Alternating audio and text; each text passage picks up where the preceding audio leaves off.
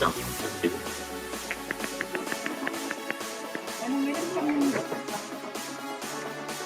Wah,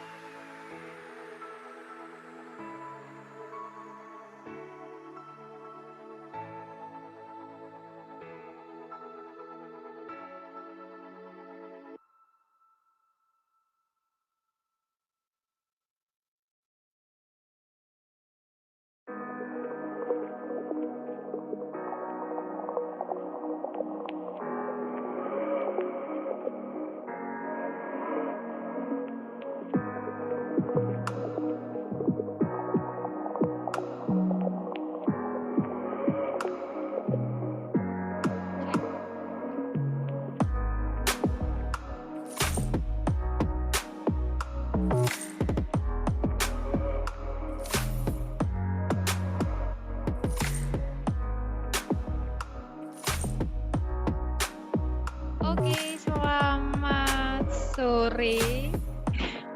Ini masih belum banyak yang kumpul ya. Memang biasanya kisaran 15 menit sampai 20 menit baru pada masuk. But saya ucapkan selamat datang, welcome to Warung Kopi Trading. Enak kopinya, mantap trading ya. Kopi ngobrol trading bareng kokiduit.com. Sebetulnya hari ini seperti biasa ya, acara kita dipeloporin bareng Koki Duit. But hari ini ada yang spesial karena di tengah-tengah kita ada salah satu trader dari Jawa Barat nih yang mengusung komunitas trader Nusantara dengan ITS ya, Invest Trade Syariah. Oke, saya keluarkan musiknya ya.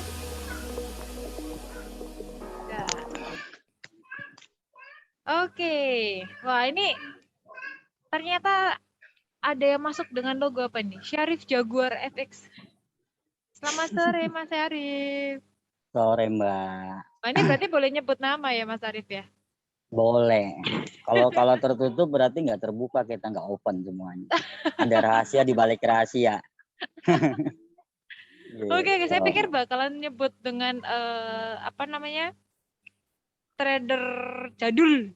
Ini Mas Syarif ini mengatasnamakan dirinya trader jadul nih ya. Saya sapa dulu Mas Arif.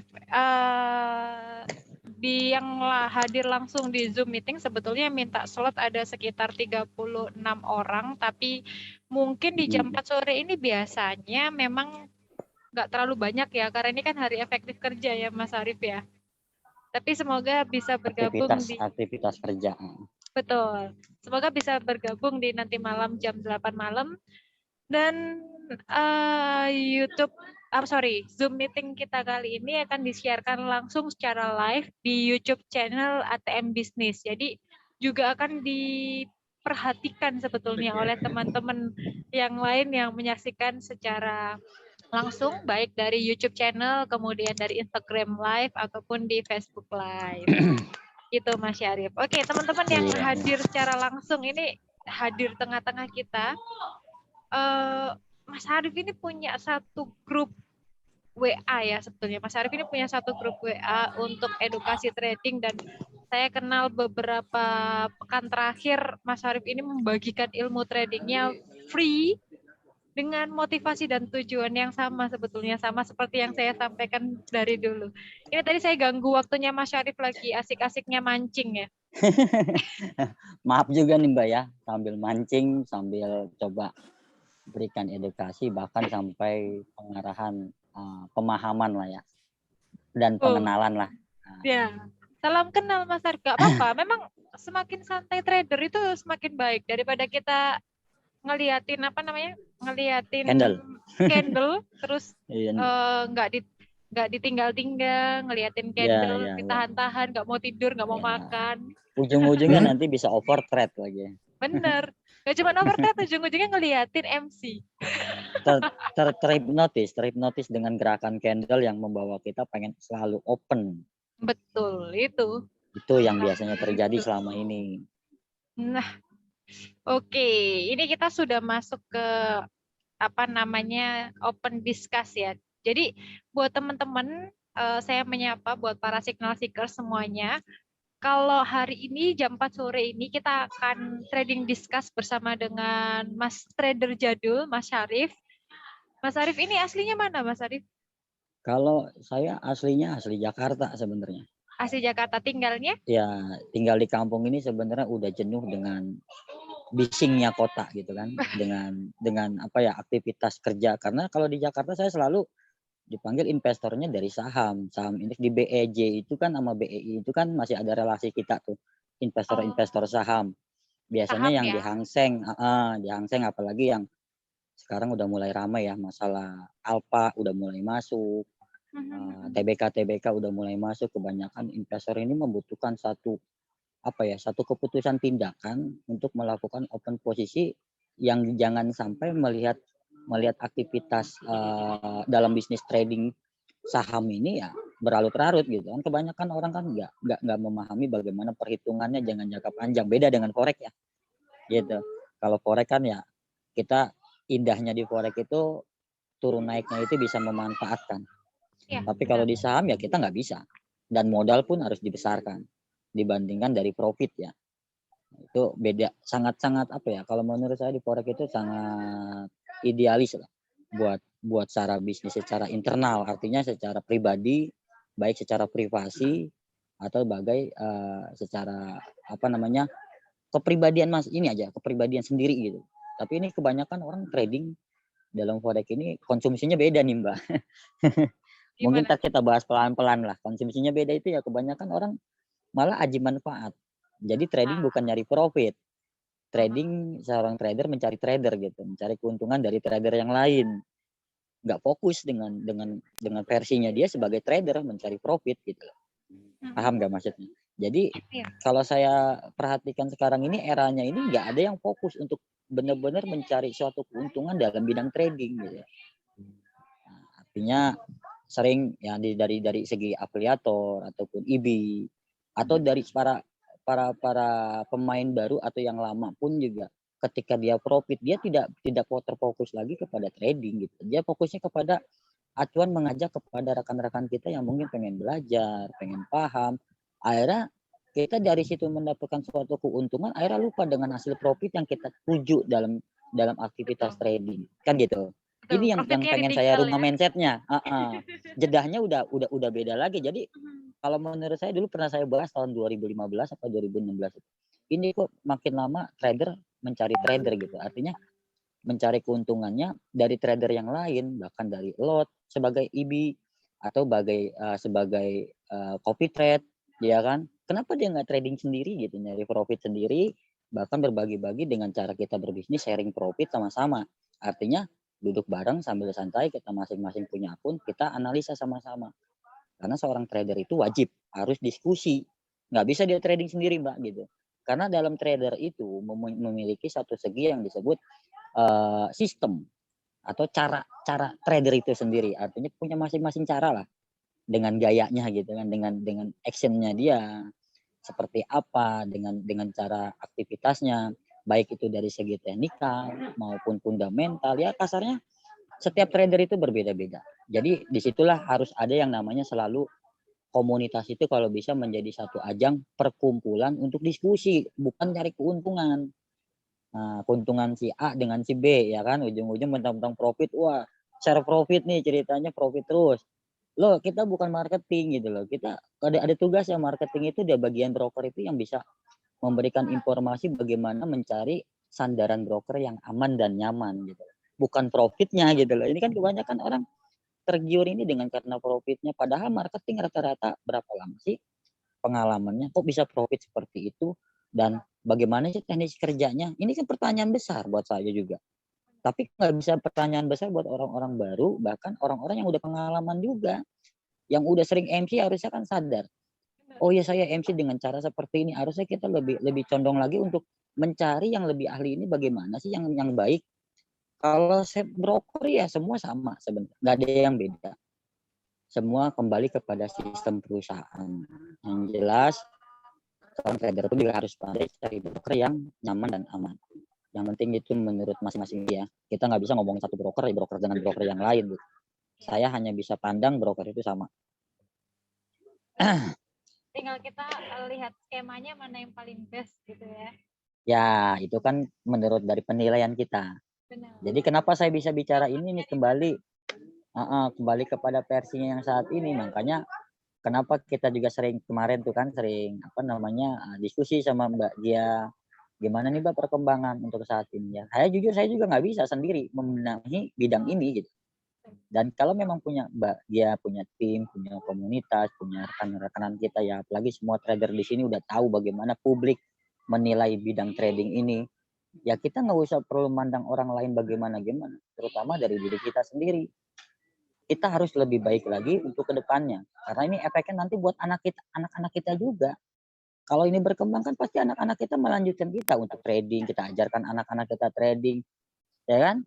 Belum tentu juga pekerjaan yang gampang atau sulit itu tergantung dari masa titel dia dalam sekolah. Yang penting kan masa orang tua ini kan intinya bisa berbagi ini kan minimal ke keluarga dulu. Mbak Gea misalkan udah pinter dalam trading, ahli dalam profit, mencari profit. Nggak mungkin kan orang lain dulu, pasti anaknya dulu, keluarganya. Kita coba ajak mereka untuk berbagi. Kalau memang skill-nya mereka sama, membidangi dengan bidang kita ya, tinggal mereka lanjutkan gitu. Benar. Jadi saat ini ya ditata dengan sebaik-baiknya gitu. Jangan berlomba-lomba nyari keuntungan dari trader-trader yang lain. Apa sih keuntungannya gitu? Padahal kalau kita nyari profit secara konsisten, plan trading kita udah atur dengan seksama, insya Allah aman semua.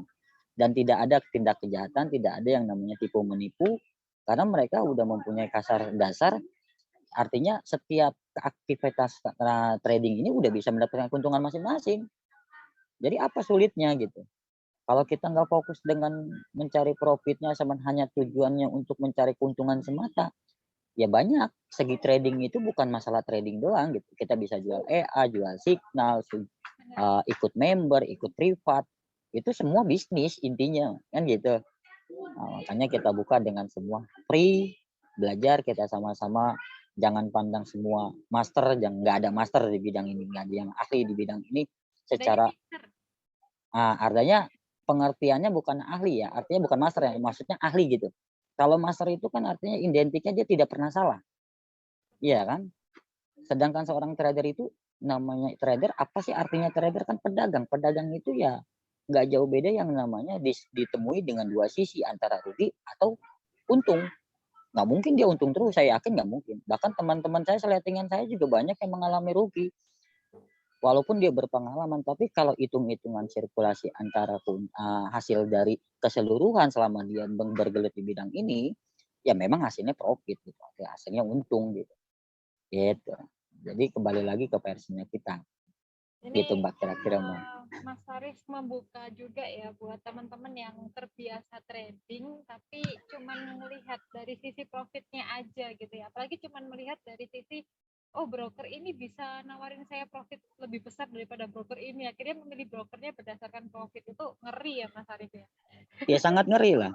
Karena yang berperan itu kan biasanya kan marketing. Nilai jual dia maaf ya, namanya marketing itu kan ya barang rusak aja bisa dijual loh. Bagaimana barang bagus?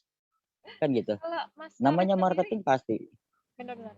Kalau Mas Faris sendiri udah berapa lama sih bergelut di dunia trading? Sejak dulu masih belajar kan pasti ada masa-masa MC mungkin. Ya, ya. Udah berapa lama terus konsisten nggak pernah MC atau membuat trading ini kan trading for life ya, trading for living kan ya Mas Arif ya. Yuk. Iya Mbak. Trading for living sampai konsisten hari ini. Ya, jadi ini buat berbagi pengalaman sekaligus saya pengenalan tentang masalah di bidang yang saya geluti ini. Ini buat teman-teman semuanya ya. Saya sebenarnya masuk di bidang ini pada tahun 2001. Artinya ketika BBJ meresmikan pada tahun 1999, ketika Indonesia mulai banyaknya trading saham, mulailah BBJ ini mengikut sertakan kepada pasar global, artinya bursa berjangka. Itu pada tahun 1999. Nah, di tahun itu saya masih belum paham juga sebenarnya kalau ngomongin sejarah, kita ngomongin dari Indonesia masuk bidang trading sama saya masuk ke bidang trading ya. Nah, jadi di tahun 99 itu ketika saya tahunya dulu tuh lagi masuk ke bank atau saya punya saudara kan memang kerja di bank semua. Yang saya perhatikan itu kan masalah harga gerak dolar itu kan bingung kan. Ini apa dulu itu Mbak. Nah, ketika saya waktu itu pengen masuk melamar kerja di salah satu perusahaan televisi, itu di salah satu mall Senayan, kawasan Senayan, saya menaruh lamaran salah tempat ceritanya.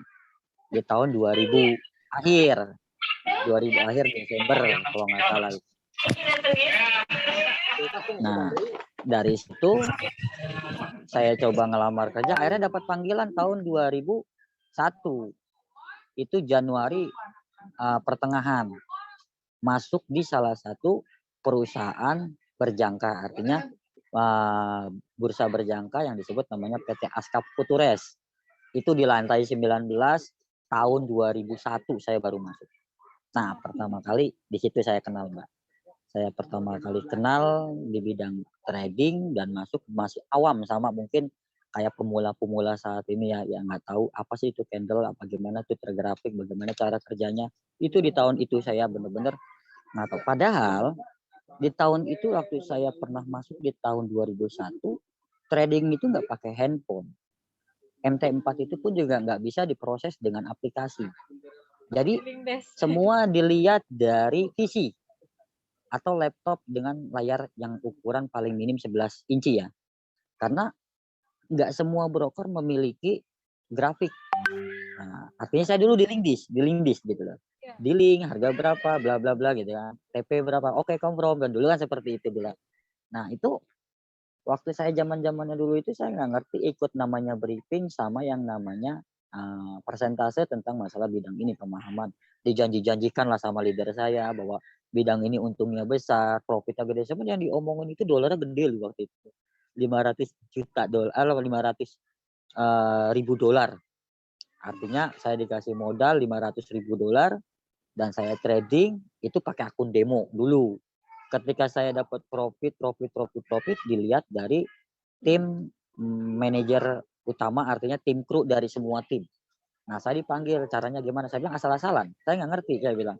Cuman feeling kan gitu. Nah mereka karena ngeliat kepilingan saya mungkin tajam, akhirnya saya dipilih lah salah satu untuk belajar ke dalam lagi untuk lebih memahami tentang analisa. Di sini loh Mbak, saya mulai analisa secara awal bagaimana trading waktu itu kan zamannya kita di Hang Seng sama di Euro GBP. Gol saya jarang. Nggak pernah tahu malah gol gimana. Dulu saya di Euro, GBP sama Hang Seng. Biasanya indeks Hang Seng itu kita paling utama.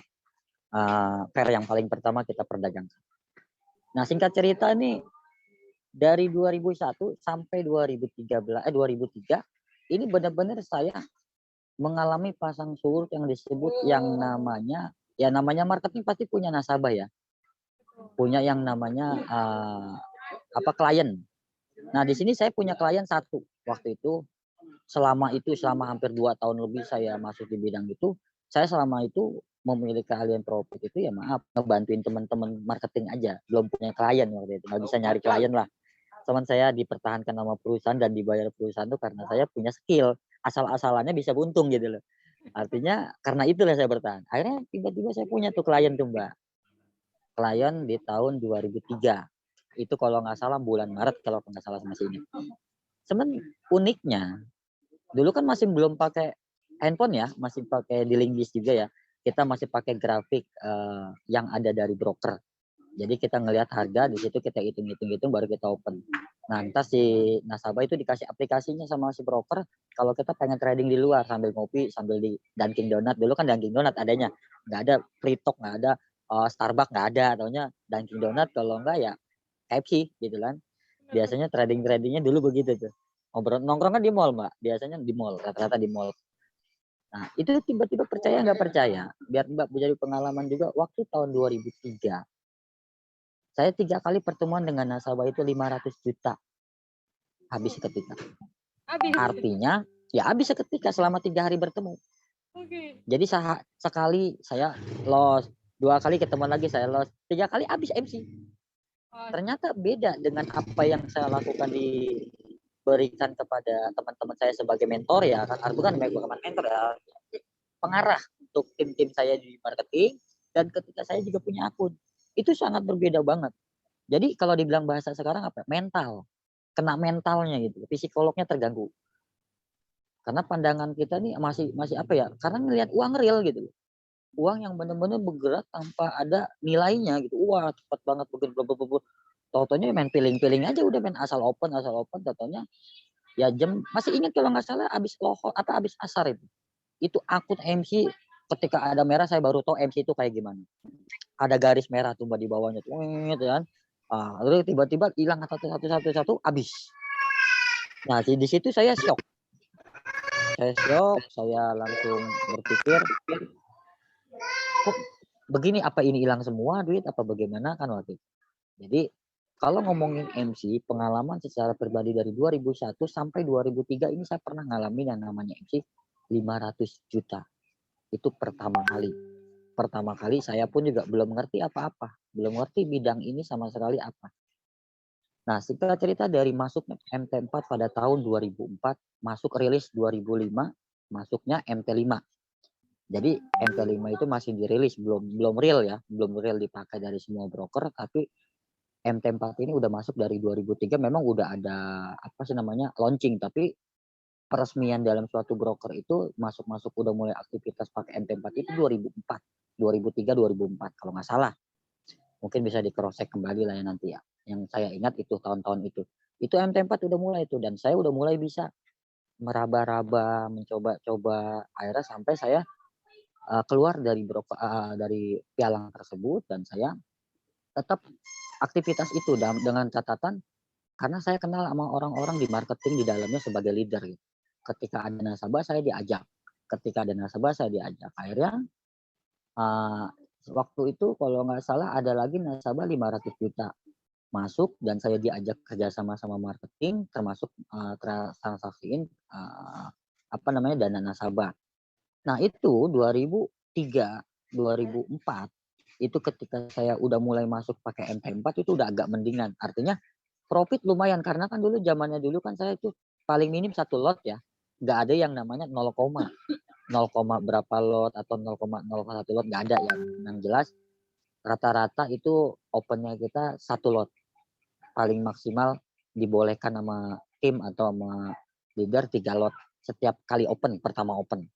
Selebihnya ya bebas terserah mau berapa kali open, yang jelas open itu jangan terlalu besar-besar di atas 5 lot karena ada MOU di atas agreement gitu lah.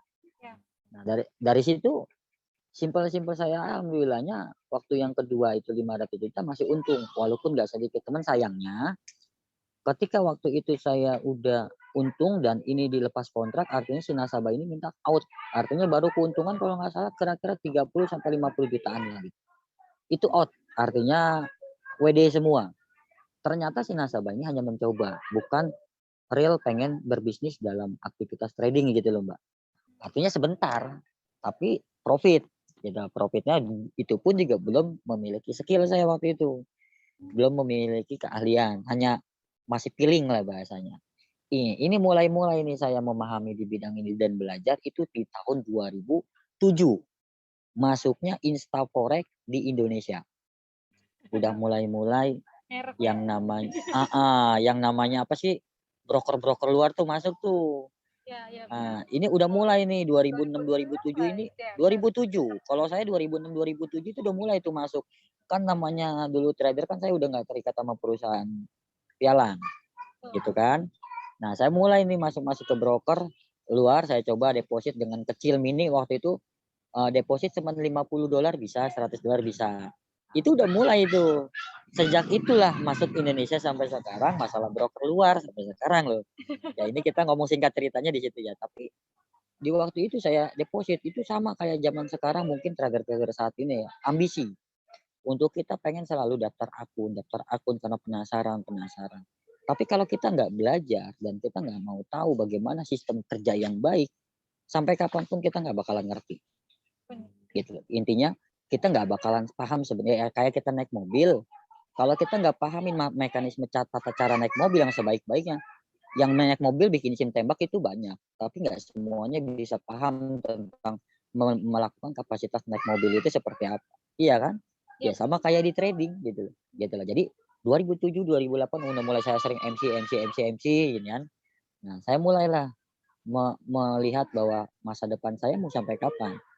Sedangkan saya di trading ini gemar dengan jiwa penasaran saya punya gambaran waktu itu, saya yakin ini ada cara yang terbaik untuk mendapatkan hasil profit. Gitu loh. Ada cara yang terbaik dan saya harus cari tahu siapa yang ahli di bidang ini dan mengerti di bidang ini.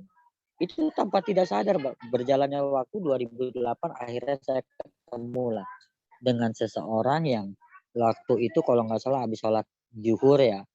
Habis sholat zuhur, saya kebetulan memang lagi ada aktivitas main-main lah dalam arti ke mall-mall gitu kan, iseng-iseng kayak main shopping lah biasa, jalan-jalan gitu kan. Akhirnya di salah satu musola atau masjid itu di mall, ketemulah dia lagi bahas tentang masalah trading dan di situ saya ikut campur ngobrol, akhirnya dia ngomong, saya trading dari tahun 70-an katanya, dari tahun 72 apa 71 gitu keingat saya.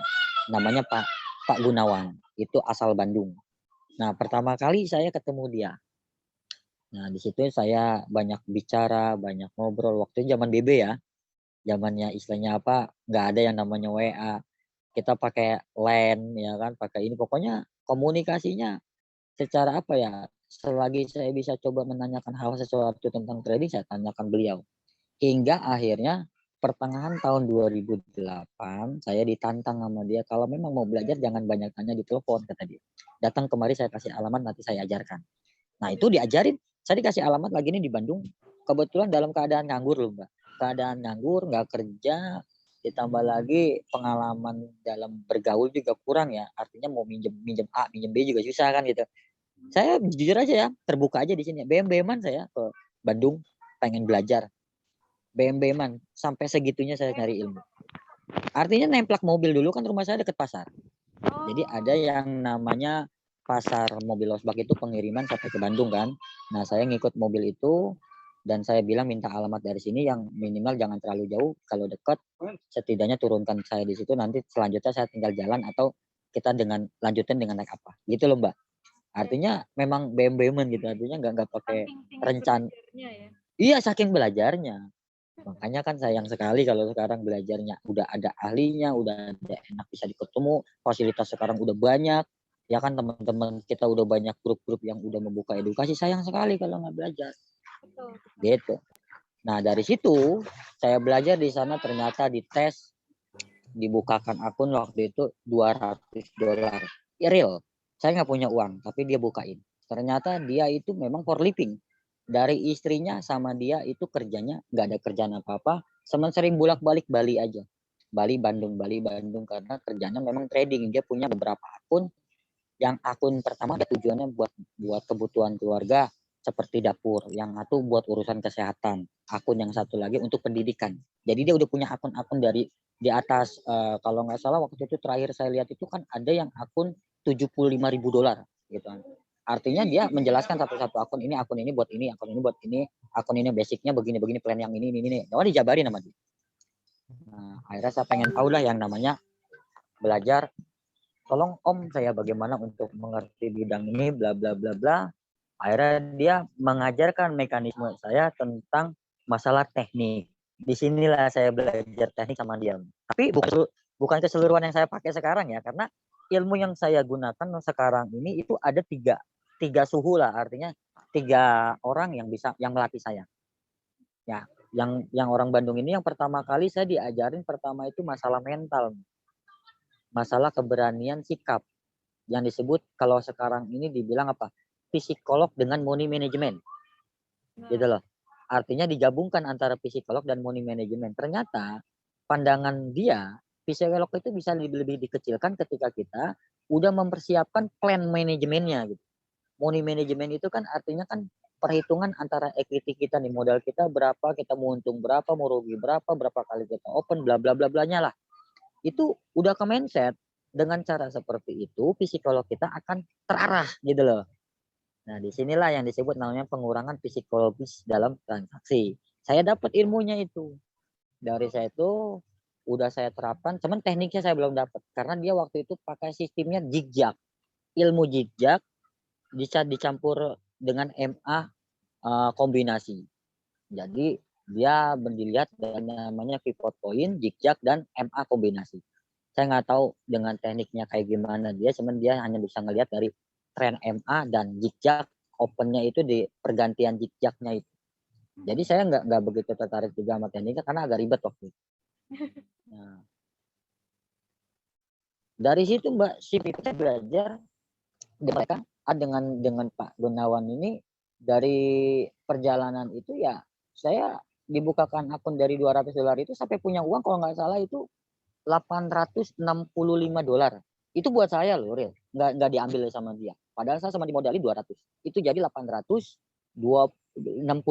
kalau nggak salah. Dalam waktu? Itu selama waktu kalau nggak salah 1 bulan 16 hari. Pokoknya hampir sebulan setengah. Nggak nyampe 2 bulan sih. Pokoknya sebulan setengah. Itu pun juga dipandu sama dia. Sambil saya open, sambil dipandu, sambil belajar. Cuman memang kan waktu dulu kan memang basicnya mereka kan opennya lumayan juga Mbak, $200 itu kita pakai 0,05 loh. Makanya tapi opennya nggak banyak. Satu mesti clear, kalau nggak clear jangan open Lanjut ya. lagi. Artinya dia punya mindset, satu harus clear, udah clear nggak boleh ini lagi. Kalau nggak close posisi dalam keadaan minus. Karena Oh, kita nggak boleh terlalu over gitu. Kalau dia ajarkannya begitu. Nah itu teknik saya belum ketemu. Nah dari perjalanan itu 2008 sampai 2009 keluarlah fatwa. Ini ngomongin perjalanan Indonesia sama saya nih jadi sekaligus nih. Fatwa itu boleh, boleh. keluar, itu 2010 kebetulan saya memang 2009 masuk jurnalistik. Jadi masuk wartawan di Kompas. Dan saya kebetulan kenal sama orang-orang OJK. Dan saya ngerilis semua pialang-pialang berjangka dari Senayan sampai Kuningan. Gitu loh. Di sini loh Mbak, kenapa makanya Pak pernah Agung kita bahas Yunianto ini wartawan juga loh, Mas. yang mana? Pak Agung ada nggak? Ini lagi Ada, dengerin kalau di rumah kalau ada sakit ya ini kita Pak Agung. sama-sama salam jurnalistik lah. Mungkin kita lebih tahu lah ya. Yang namanya jurnalistik itu kan jiwanya juga jiwa sosial ya. Kita menyampaikan suatu Benar. aspirasi, informasi untuk publik. Ya kan? Artinya pembelajaran guru untuk orang-orang awam di publik. Betul. Informasi. Jadi ya kalau memang ada ya bagus. Apalagi di bidang ini kita sama sampaikan lagi yang real gitu. Sesuai dengan W5 plus H1 sesuai berita kan gitu. Ya kan biar bisa terarah gitu loh. Nah, jadi dari situ Mbak saya mulai masuk tuh mulai ke 2010 kalau nggak salah pas lagi saya ada bukan wawancara khusus ya artinya diundang juga dalam publik fatwa. Publik fatwa itu artinya penjelasan tentang nilai jual beli forex mata uang dan emas seperti itu karena udah mulai mencuat dalam segi bidang bisnis di trading ini. Dulu juga sempat ada yang namanya for trading itu saham apa trading itu halal apa tidak sih kan bla bla bla bla kan ramai juga dulu tahun-tahun 2000 dari 2006 sampai 2009 ya itu ramai juga bahkan dulu juga kalau yang masih ingat orang-orang dulu trading pasti ingat lah namanya langit biru. Itu masalah efeknya di langit biru karena langit biru itu salah satu investasi bodong, bukan investasi bodong apa sih namanya, salah satu investasi yang merugikan senusantara. Artinya seluruh Indonesia, warga Indonesia kena tipu. Itu namanya dulu Langit Biru kalau nggak salah. Ininya ya, yayasannya, Yayasan Langit Biru. Nah dulu yang naruh uang sama dia 1 juta bisa dapat sebulannya itu 200.000. Yang 10 juta ya dapat 2 juta. Jadi kayak sekarang ini zamannya nggak berubah, nitip dana dan dikelola sebagaimana trading gitu loh. Gitu loh Mbak. Itu dulu zamannya Langit Biru. Jadi nggak aneh kalau memang hal-hal bidang ini tuh ada seperti itu. Dulu juga udah ada. Cuman dulu mah sampai bintang 3. Nah, Pak Romi Sompi dulu juga pernah kena. Pak Romi Sompi tuh dulu kan Menteri Imigrasi tuh sempat kena juga dia kan. Ya kan itu saya kenal banget sama Pak Romi Sompi dari zaman di Mabes Polri sampai ke menteri dia. Pak Ferry Valdat Menteri Pertanahan kena juga. Dulu sempat kena juga dia investasi gara-gara langit biru itu ya gitu. Dan mulailah mencuat yang namanya fatwa Mbak ceritanya.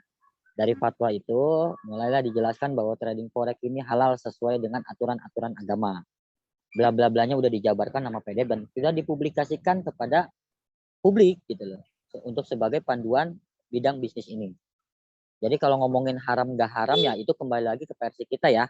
Jangan ngebahas tentang masalah terlalu apa ya fanatik lah dalam menilai sesuatu itu halal tidaknya itu kan tergantung karena segi halal tidaknya itu tergantung kita juga. Main catur juga sebenarnya haram kalau pakai duit. Mancing juga haram kalau taruhan pakai duit kan gitu. Benar, Yang benar. tadinya halal bisa jadi haram gitu. Sama kayak di trading forex, kalau misalnya dia caranya trading yang maaf nih ya, yang disebut halal apa haram halalnya salah satunya ketika akun itu bertahan sampai lebih dari 3 hari. Itu udah haram. Kalau ngomongin haram gitu Kenapa loh. kalau lebih Kenapa? dari Karena 3 hari, Mas? karena fatwanya dalam nilai jual beli itu tidak boleh diinapkan lebih dari 3 hari. Itu Oh. karena ada hitungan riba yang sekarang ini disebutnya swap. Kalau Makanya nggak ada bebas swap. swapnya? Kalau nggak ada swap larinya udah akun syariah Mbak. Makanya Ya, ya disebut benar. sekarang ini ramai kan akun syariah bebas swap artinya dia boleh nginap. Tapi secara agama fatwa tetap secara perdagangan nilai objek yang udah diperdagangkan itu tidak boleh ditunggu karena akan ada nilai riba gitu loh. Artinya pedagang ini nggak mau rugi. Andaikan serugi-ruginya kan masalah swap itu kan sebenarnya apa ya imajinasi atau gambaran aja untuk mengelabui dalam sistem aktivitas yang dibilang berhari-hari itu supaya dia nggak terlalu takut gitu kan. Artinya dibikinlah bebas suap dengan namanya akun syariah. Karena kenapa disebut syariah atau disebut bebas suap? Karena kalau dia berinap-inap dengan bayar itu kan ada ribanya, larinya kan dilarang sama fatwa gitu. Ini biar tahu juga nih pemahaman kalau ngomongin halal dan haram. Tapi versi saya sih jujur kembali lagi ke versi kita. Yang penting kita nggak merugikan orang lain dan kita sesuai dengan perdagangan. Ya kalau bertahan mau berhari-hari ya silakan aja kalau menurut saya. Yang penting itu masih uang sendiri gitu loh, bukan uang orang gitu kan. Ini ada orang yang WD berhari-hari nggak WD, ya kan, nyangkut aja. Ada juga yang deposit nggak deposit, nggak masuk ke akun, nyangkut aja. Ini yang lebih bahaya. Kalau trading ditahan itu kan masih wajar, itu. Nah Ini jadi malah masuknya ke akun yang lain ya. itu rata-rata biasanya yang depositnya melalui sistem agen atau Betul. sistem IB yang melayani dengan nama rekening bukan nama perusahaan. Ya. Gitu. Ini yang lebih riskan. Gitu. Jadi lebih hati-hati lagi. Jadi kembali ke pengalaman masalah fatwa itu. Dan saya baru mengerti yang namanya trading itu di 2011, Mbak. Karena selama perjalanan saya dari 2008 sampai 2011, ini banyak menemui sosok-sosok orang yang ahli dan saya ambil nilai-nilai positifnya. Dan di situ saya pelajarin lagi lebih kepada yang ahlinya. Bahkan menemukan .psr yang disebut mungkin sebagai judul kita acara ini, mengupas tuntas tentang .psr ini. Saya dapat sebenarnya PSR itu kan peranan utama dari indikator, ya kan. Saya dapat dari parabolik. ya parabolik SAR. Sebenarnya dot itu ya titik itu yang disebut namanya dot titik dari parabolik SAR. Saya dapat ilmu ini dari asal orang Surabaya pokoknya Jawa Timur. Di Jawa Timur dia memberi tahu ilmu ini karena dia mempunyai guru dulu di Malaysia dan dia udah ngelihat hasilnya, maaf saya luar biasa banget, bahkan saya sampai tertarik dan penasaran walaupun itu sulit dulu. Wah, pemahamannya kurang lebih saya hampir 6 bulan itu saya deketin dia terus sampai ngontrak saya di sana. Nah, itu pelajaran waktu saya pengen belajar parabolik SAR. Jadi perjalanan 2008 sampai 2011 ini saya belajar parabolik SAR itu pas lagi jatuh-jatuhnya emas, lagi pada banyak yang valid. Pada tahun 2011 emas naik ke 1970 17 apa 16 gitu. Ya. Itu hampir rata-rata pelaku pasar atau trader rugi nggak sedikit. Bahkan saya pernah rugi di tahun sejarah saya dari 2003 sampai 2011 itu totalnya 1,3 M. Itu 1,3 M. Kenapa? Pertama 500 juta, ya kan? Terus 2009 saya juga rugi 500 juta. Nah, terus 2011 saya rugi itu 250 juta dengan top up 50 jadi 300. Jadi total ya kurang lebihnya 1,3 M. Itu belum jadi keuntungan luar biasa, Mbak. Belum dapat saya ilmunya, artinya belum menikmati bidang ini. Hasil dari bidang ini saya belum dapat. Saya baru menikmati ilmu-ilmunya dan perjalanan selama sampai 2011. Dari korban banyak kerugian yang terjadi, disinilah kita bentuk satu tim kawan-kawan. Kebetulan kita ini punya komunitas, bukan komunitas ya, kumpulan dulu di tahun 2011 sampai 2012 itu kumpulan orang-orang trader itu di salah satu rumahnya gantian, misalnya rumah si A, rumah si B, rumah si C gantian gitu, tradingnya bareng-bareng. Nah akhirnya kita bikin satu tim. Nah dari situ saya belajar sampai mengasah. Nah menemukan ilmu yang dari 2003 sampai 2008 saya padukan dengan teknik. Alhamdulillah dari 2012 saya udah mulai profit konsisten yang disebut tidak bisa ya, mungkin bahasanya lebih kasar, bahasanya kita lupa deposit gitu. Taunya WD. Iya kan, taunya WD. Gimana caranya WD ya? Kita taunya dapat duit gitu. Enggak perlu lagi kita deposit. Deposit cuma sekali, bagaimana ber-WD berkali-kali kan gitu. Benar. Nah, yang disebut profit konsisten itu kan artinya profitable itu kan dia sehari-harinya udah mendapatkan suatu keuntungan dari hasil trading gitu. Nah, iya kan? Artinya yang udah mendapatkan rutinitasnya dari hasil trading itu setiap harinya udah ada. Nah, caranya itu ada mekanismenya, nggak asal main seradak seruduk. Nggak mungkin nggak ada tata caranya gitu loh. Betul. Gitu. Ya, singkat pembahasan masalah profitable itu ya saran saya kembali lagi kepada plan trade yang ilmu saya di tahun 2003. Karena psikolog dengan money management yang terarah dan teratur itu ya bisa membuat kita terjaga dalam sikap aktivitas trading. Baru kita ngomongin teknik, gitu loh. Kalau teknik kan mayoritas nggak ada yang bilang 100%. Walaupun trader si A, si B, si C bilang itu paling jitu, duduk bareng sama saya kalau memang itu jitu. Dan saya tutup candle dan nggak akan trading lagi kalau memang bisa menjelaskan bahwa itu jitu, gitu loh. Karena selama bertahun-tahun ini nggak ada yang bilang bahwa ya mungkin secara pribadi kita ini ngaca semua kan sadar. Ya waktunya rugi ya rugi lah gitu. Waktunya untung ya untung gitu. Ruginya mungkin kita nggak publikasi, tapi untungnya kita cuap-cuap ke publik. Iya kan? Efeknya ya tadi bilang mengajak join, ayo member, bla bla bla bla. Ya inilah, nggak mengarah kepada versi dalam trading ini fungsinya buat apa? Ya nyari profit gitu loh. Gitu. Nah, cara nyari profitnya bagaimana? Profitable. Bagaimana caranya lupa deposit? Gitu, Mbak. Nah, jadi perjalanan-perjalanan itu ya intinya apa ya? Saya kenal dari 2001.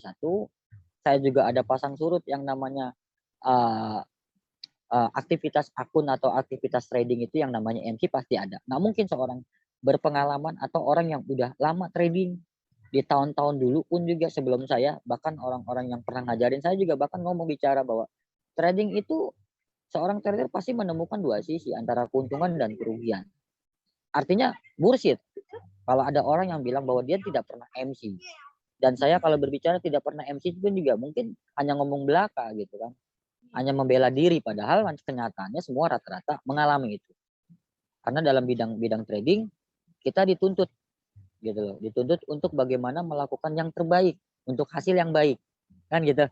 Karena seorang pedagang kan pengennya untung, tapi menemukannya dua sisi antara untung dan rugi gitu. Itu. Jadi ada mindset yang udah teratur lah. Gitu. Perjalanan yang tadi dibilang profitable itu ya mekanismenya mungkin sedikitnya tadi saya bilang mungkin nggak bakalan cukup Mbak dijabarkan sekarang. Cuman garis bawahnya ya belajarlah untuk mencoba merancang mindset, pola mindsetnya dulu nih kalau mau jadi trader. Mindsetnya seorang trader itu mau bagaimana? Buat diri sendiri, buat kerja sama perusahaan atau dengan kerja sama investor. Karena trader itu ada beberapa opsi. Trader for livingnya pun ada beberapa opsi. Ada yang dia kerjasama kepada investor, ya kan? Dia nggak punya modal tapi dia punya ilmu. Itu yang namanya kerjasama investor, saling profit, ya kan? Sharing profit karena seorang trader akan tahu kalau modal sama 1.000 gopay, ya jangan trading lah saya bilang. Karena kalau trading di bawah 1.000 atau 1.000 ya bukan trading, itu belajar. Ini orang kebanyakan modal di bawah 1.000 pengen, ya maaf, modal $100 nih buat bukan yang merendahkan teman-teman di sini atau Mbak juga yang lainnya ya. Modal $100 pengen dapat 100% atau $100 lagi atau bahkan $50. Secara logika tanda kutipnya satu, itu secara pribadi sistem dalam aktivitas trade itu udah kelihatan mindset dalam kitanya aja udah haus dengan keuntungan, tamak lah bahasanya kan gitu. Akhirnya psikolog kita terganggu ketika kita mengalami yang namanya kerugian fatal melawan arah, akhirnya kita panik.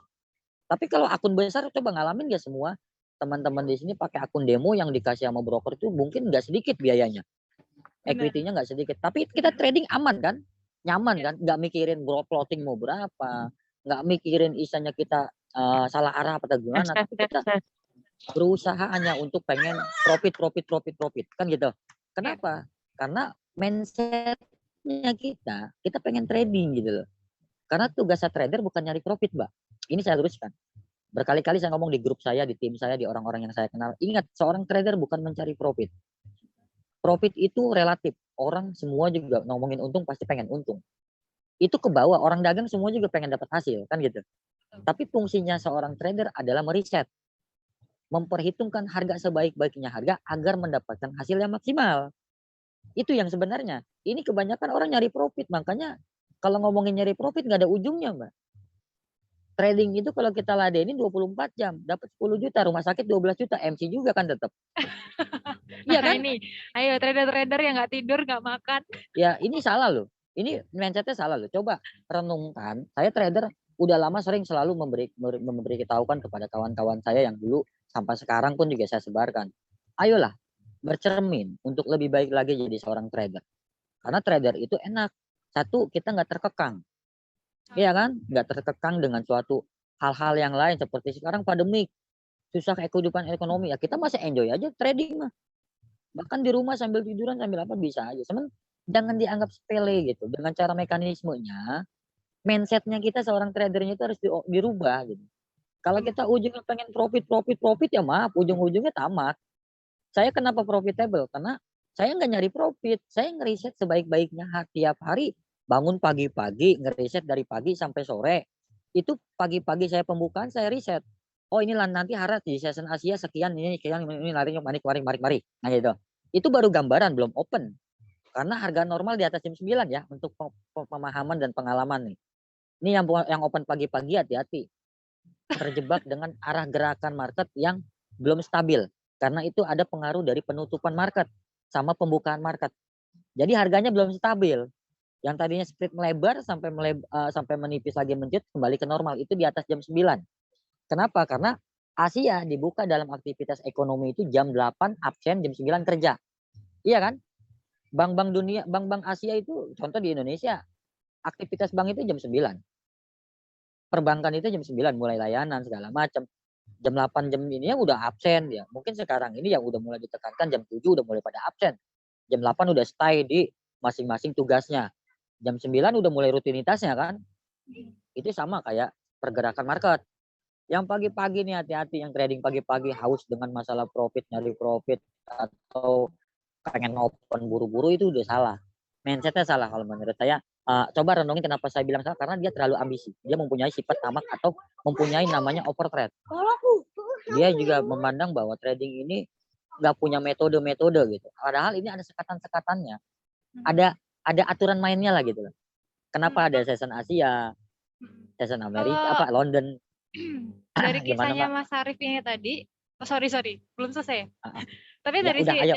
dari yang tadi Mas Arif kasih penjabaran dari tahun sekian sampai 2011 itu mulai konsisten di situ, Mas Arif mengembangkan teknik PSR. PSR, Ya, parabolic PSR. SAR ini ya.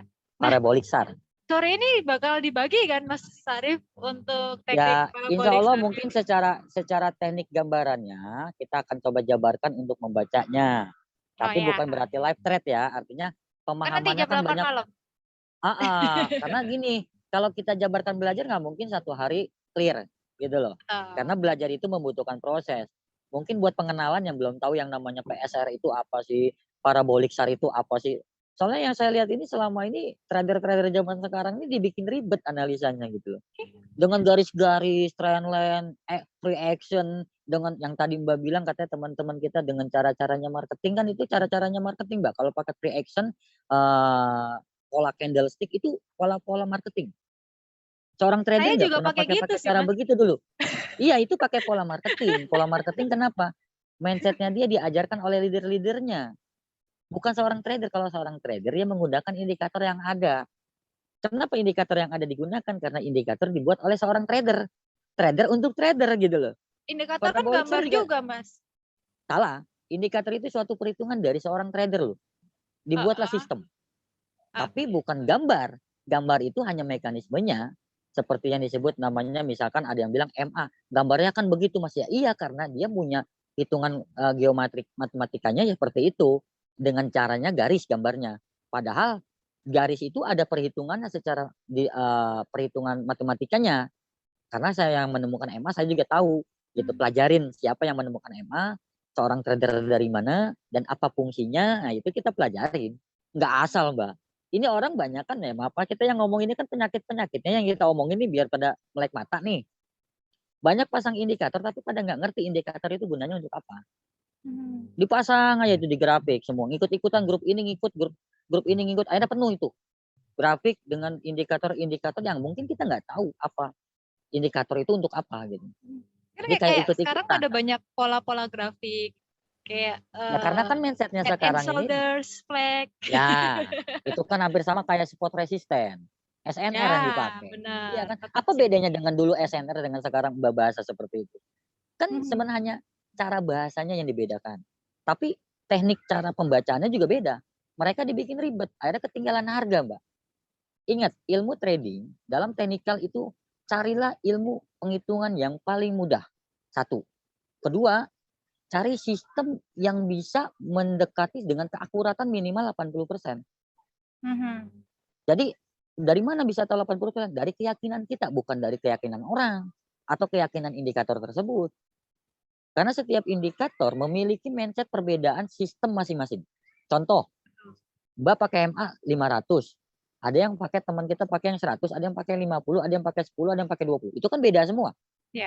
Walaupun namanya sama, MA. Iya kan? Mhm. Nah, ini yang bisa baca nggak? Pertanyaannya kan gitu. Kalau nggak bisa baca, nggak bisa ngitung, jangan dipakai. Atau kalau memang mau pelajari, pelajarin dengan yang ahlinya, MA-nya siapa yang ahli MA. Oh dia cara MA-nya begini, wah kayaknya bagus nih, bisa dimengerti, pelajarin. Menjadikan satu motivasi kita sebagai konsumsi, sebagai apa? Teknikal. Gitu. Padahal ilmu teknikal itu memperhitungkan harga yang sudah terjadi, itu yang namanya disebut teknikal. Jadi disebut ngeriset, makanya tadi saya bilang tugas seorang trader meriset. Dari mana? Dari cara teknikal. Menghitung dari histori harga candle-candle yang berbentuk. Kalau dulu bukan membaca namanya pola candlestick, gitu loh bahasanya. Jadi kita membaca gerakan antara seller dan buyer-nya. Jadi perhitungannya dengan cara pivot point. Nah, ini ada area yang disebut sekarang ini yang disebut R1, R2, R3, S1, S2, S3. Nah, itu Ibu. secara perhitungannya itu udah ada. Dulu sistemnya apa ya namanya ya? Kita kalau pakai indikator itu kan karena indikator itu kan diterapkannya itu kan sebenarnya hanya pola gambar. Ini pola gambar ini namanya ini, berbentuk ini, nanti ketemu namanya ini. Tapi itu tidak bisa menjamin 100% keakuratan, hanya bentuk pola, mengisyaratkan gitu loh. Bukan perhitungan ya, itu hanya memberikan isyarat. Jadi yang disebut namanya perhitungan itu dari indikator. MA, Bollinger Band, kayak Stokkochi, atau RSI. yang lain lah, banyak pokoknya semua indikator, bahkan ada ribuan indikator. Waduh, Ya, ini jadi makin penasaran nih sama apa namanya apa teknik piser parabolic share dotnya Mas Syarif. Bisa jadi di-share gak nih Mas? ya mungkin nanti kita bisa coba share cara penghitungannya. Saya nggak bisa berani ngasih akun investor Mbak ya, Iya soalnya nggak ntar apa-apa. Di ada kan perjanjian nggak komitmen ini. nggak apa-apa Saya kan kasih nanti akun cuman yang lihat itunya aja. Akun demo aja juga nggak ini apa-apa. nggak bisa. Kita kalau di akun PSR ini kita membutuhkan harga gerak yang nyata, nggak boleh pakai akun demo Mbak. Oh, nggak kalaupun toh Jadi akun tapi nggak ditunjukin akunnya kan bisa di chartnya maksudnya gini aja loh. ya. Maksudnya gini, untuk membaca parabolik SAR ini membutuhkan harga gerak nyata, artinya dengan harga yang bergerak dari harga real. Nah, itu kalau demo itu perhitungannya udah tidak dihitung dengan namanya selisih pergerakan di nilai jual dan nilai belinya. Makanya saya kasih coba akun yang kosong Oh tapi ya, bergerak gitu boleh. loh. Buat Boleh banget. penghitungan, belajar menghitung. Boleh di-share Begitu. Mas. Nah, bentar ya. Saya aku udah co-host kok. Bisa bebas. Hari ini seru Soalnya juga. soalnya kalau saya perhatikan kalau dari 2016 sampai sekarang kan saya yakin kan udah banyak juga gitu loh yang kenal saya mungkin, dan syukur-syukur di grup ini ada orang lama saya yang pernah belajar, jadi dia tahu gitu loh Mbak. Ini Mas Sarif nggak mau nunjukin muka nih. Bentar dulu, Oh, bentar ini dulu. lagi nyari ininya dulu nih, share-nya dulu nih, biar mukanya nanti Nanti aja Mbak, bisa tiba-tiba bisa terkejut semua. Wah. kaget saya. Share-nya mana nih ya, whiteboard ya? Enggak Mas, screen. Screen-nya pakai apa? Ini kan saya screen nih, keluar dokumen. Share terus keluar screen ya. Oh pakai yang screen-nya ya. Ya, pakai yang screen. Nanti langsung masuk ke layarnya Mas Sarif itu. Oke. Ih, lucunya. Hai. Ih jangan, itu jagoan calon trader ntar. Wah. Ntar anak saya juga. Ya artinya kan mesti kita dulu Mbak yang harus ahli dan mesti punya bekal ilmunya, pemahamannya, biar anak-anak kita nggak salah jalan Mbak kayak sekarang. Bener. Itu apa di bawah RSA ya? Ya, nah ini saya jelaskan dulu ya. Garis-garis ini adalah bukan pivot point. Saya kasih manual buat tanda aja karena di handphone itu membutuhkan tanda. Kalau di laptop enak, kita bisa buka 6 layar. Ya. 6 layar itu dengan M1, M5, M15, M30, H1, H4 kan gitu. Jadi satu layar tuh bisa bikin 6 layar. Kalau di handphone kan nggak bisa. Jadi kalau di handphone saya kasih garis-garis ini tujuannya untuk mencari tahu letak-letak namanya PSR gitu loh. Kayaknya. Dot-dotnya ini nih, yang letak-letaknya ini dot PSR namanya. Oke. Ya, saya benahin dulu soalnya belum dibenahin ini dari tadi edukasi di grup. Tadi habis ketemuan sama orang mana, Mas? Yang plus 6 berapa itu? 61 ya?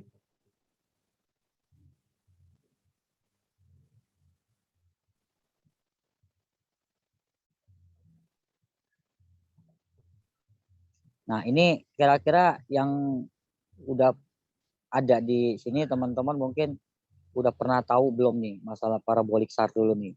Karena parabolic SAR yang dibaca dengan Google di publik lah ya, dengan bahasa analisa perhitungan saya sangat berbeda banget. Jadi kagak sama. Nggak sama karena kalau namanya parabolic SAR itu signal telat gitu loh. Tapi kalau di saya bukan signal telat, dia bisa menentukan namanya spot resisten, dia bisa menentukan kapan masuk, kapan keluar market, dan dia juga bisa menentukan titik area harga minimal mendekati. Jadi menentukan harganya kan yang lain kan misalkan contohnya misalnya pakai MA atau Bollinger Band atau Stokholdski atau bla bla blanya indikator itu kadang-kadang dia nggak bisa menerangkan bahwa di harga berapa tepatnya gitu loh.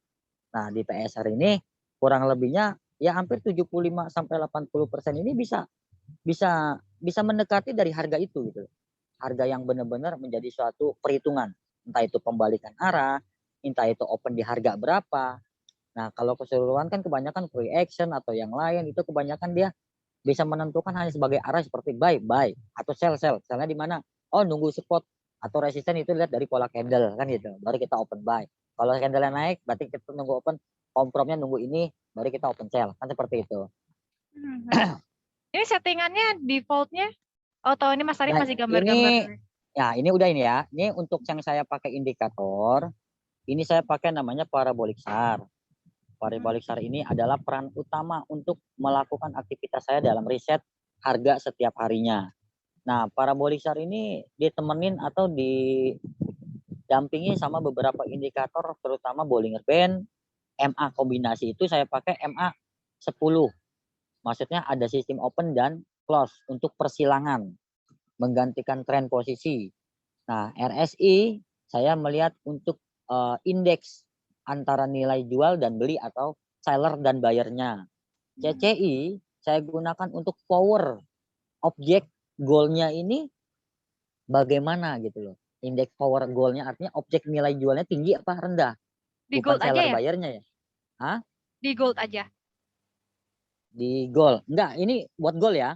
Ini Oh, kalau yang CCI buat goal. Tapi kalau pakai yang mata uang itu nggak usah pakai CCI juga nggak masalah. CCI itu kan menggantikan objek bukan goal doang. Jadi kalau misalnya di euro kita buka euro itu termasuk mata uang ya apa euro. Jadi yang produk yang diomongin masalah CCI itu produk ya indeks produk. Makanya kadang-kadang ada gak nih contoh ya. Nah, nih kayak gini nih. Ini kan RSI menyatakan harga masih normal, sedangkan CCI menyatakan bahwa harga udah masuk oversold. Iya kan? Artinya udah jenuh, turun. Ya kan? Artinya goalnya ini udah jenuh gitu bahasanya. Udah bagian orang yang sellernya ini udah jatuh gitu loh, udah ada di bawah posisinya. Tapi secara global perhitungan antara RSI dan CCI ini menjelaskan udah jelas bahwa harganya masih kuat untuk naik karena dari nilai jual objeknya masih tinggi, akan ada nilai jualnya masih ada lah gitu. Itu dari CCI dan RSI. Cuman pada intinya kita ngomongin masalah PSR ini kan yang lebih banyak condong untuk aktivitas trade gitu. Ingat ya, PSR ini ilmu klasik sebenarnya. Saya belajar nemuin PSR ini tahun 2010-2011 lah. Nah, di situ saya ahlinya itu di 2012 sampai 2013 udah matang. Profitable pun juga dimulai semenjak 2012 sampai sekarang. Nah, ilmu PSR ini kenapa saya masih saya pakai? Karena udah telah banyak bantuin orang-orang korban dari investasi. Contohnya seperti rumah disita, sertifikat sama bank-bank itu saya pernah tolongin orang-orang di daerah Jakarta, bahkan sampai di Bandung dan Surabaya sama kawasan-kawasan Medan situlah, Sumatera ke sana lah. Jadi ilmu PSR ini pernah nolongin orang-orang yang rumahnya tadinya disita sama jurusita. Jadi saya dikasih waktu trading, saya pakai ilmu teknik trading, ya udah pakai plannya itu bener-bener buat nyelesain masalah. Gitu loh Mbak.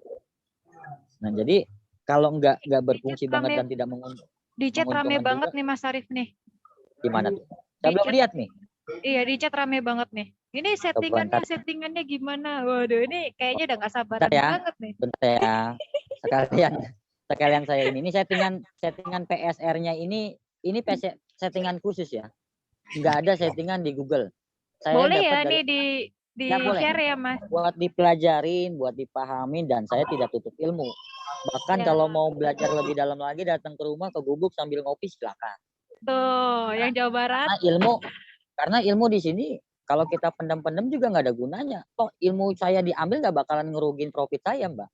Betul. Jadi saya orangnya open aja, nggak ada yang rahasia gitu. Kalau bisa profit bareng-bareng, ngapain harus profit Ya sendiri itu lebih enak. Bakalan saya ajak ntar kawan-kawan kita untuk masuk ke grup saya. Jadi setiap bulannya kita ada donatur santunan anak yatim. Ya. Jadi kenapa Mas Alam? Kegiatan sosialnya ada. Enggak, aduh. Mas Alang ini Jawa Barat juga, Mas Arif. Bisa Jawa Baratnya di mana? Saya di Purwakarta.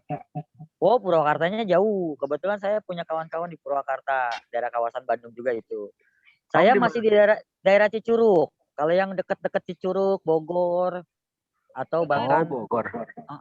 Saya daerah Cicurug, patokan tepatnya di belakang PT Indolakto atau PT Yakul. Oh, Indolakto. Nah, itu bisa nanti datang ke mana, ke sini ngopi bareng, Sering sambil saya trading ke Bogor. sambil belajar gitu. Iya, lebih enak di sini. Udah sering banyak yang datang Om. Udah sering banyak dari Kalimantan, dari Sragen, dari Pati, atau dari Medan, bahkan Pekanbaru, dari Aceh. Udah ada yang kemari semua belajar sampai sebulan nginep, yang ngontrak di mari. Ya alhamdulillah mereka punya bekal gitu. Boleh lah nanti kapan-kapan ya. Ya, kita di sini bisa sharing-sharing nanti sama Mbak Nini. Yang penting kita jaga rati-rati Nah, itu paling itu penting. utama. Ya. Makanya kalau ngomongin trader itu nggak ada yang master. Kita di sini saling sharing gitu. Betul. Cari ilmu yang terbaik seperti apa untuk menghasilkan hasil kita masing-masing yang terbaik. Namanya rezeki itu kan nggak akan tertukar gitu. Malah ini kebanyakan trader yang punya ilmu, yang punya keterampilan khusus, bahkan yang punya profit selalu baik ya. Itu seakan-akan dia menjual ilmunya, itu seakan-akan dia bisa apa ya, menjamin sebuah keuntungan gitu. Padahal secara tidak langsung dia mencari keuntungan pribadi dari seorang trader, bukan ilmu dari trading gitu. Gitu. Makanya di sini saya open aja buat belajar. Jadi PSR ini gini loh Mbak Dini. PSR itu kita bisa menentukan kapan masuk dan kapan keluar untuk market. Karena seorang trader dituntut harus bisa menentukan kapan masuk dan kapan keluar pada market. Artinya kapan opennya, kapan close-nya. Kan gitu. Ini kebanyakan orang bisa masuk nggak bisa keluar. Bisa keluar nggak bisa masuk. Ini kebanyakan orang trader ketika masuk dia floating. Ketika masuk dia bingung nih arah kemana ini kemana. Gitu loh Mbak. Jadi di PSR ini ada peranan bantu. Kalau kita lebih memahami di bidang ini ya pasti udah bisa menentukan kapan masuk dan kapan keluar. Mungkin kalau hasilnya itu perlu banyak asaan aja sih. Karena dalam ilmu teknik PSR ini harus jeli menentukan targetnya di mana, untuk open masuknya di mana. Nah, ini pembahasannya gini ya untuk kawan-kawan ya, simple dari PSR ya.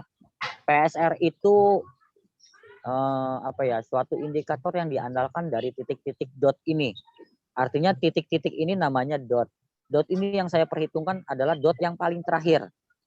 Nah, cara menghitungnya ini semua TF yang ada M1, M5, M15, M30, H1, H4, D1, W1, MN ini semua berkaitan, dihitung. Jadi ada yang bilang katanya di publik opennya di TF berapa, itu udah salah. Trader itu bukan kayak web option. Web binary ya, apa sih namanya itu? webinar lah kayak semacam dia open. Iya, binary option. Nah, open di TF berapa, close secara otomatis, mau untung mau rugi ya di situ. Ini beda di forex itu nggak ada seperti itu gitu loh. Di forex membutuhkan semua TF, tapi opennya ada aturan main. Makanya disebut ada TF kecil, TF besar, dan bahkan TF maksimal seperti W1, W1, MN. Contoh kita perhitungan dari TF ya. Kayak MN aja ini kan hitungannya bulanan. Dalam 1 bulan pergantian candle itu udah pasti. Untuk menghitung setiap bulanan. Nah, W1-nya udah pasti kita pada tahu untuk mingguannya. D1-nya untuk hariannya udah tahu seperti apa. 4-nya dalam 4 jam itu udah tahu pergantian candle seperti apa. H1 setelah 1 jam sekali itu pergantian candle seperti apa. M30 ya 30 menit, M15 15 menit, M5 5 menit, M1 ya 1 menit. Kenapa saya ada kaitan? Saya bilang contoh kita ngambil simple. Isinya M30 ini atau H1 kita buka ini penuhnya candle M31 ini satu candle ini adalah isinya M15 apa M30 2 candle ini disebut M1. Ini masih disebut M1. Nah, kalau di M15-nya hitungannya 4 candle ini disebut M1. Sedangkan 5 candle ya sama dihitung aja dari 5 untuk 1 jam berapa candle. Artinya setiap candle itu berkaitan ada isinya dari yang besar sampai yang kecil.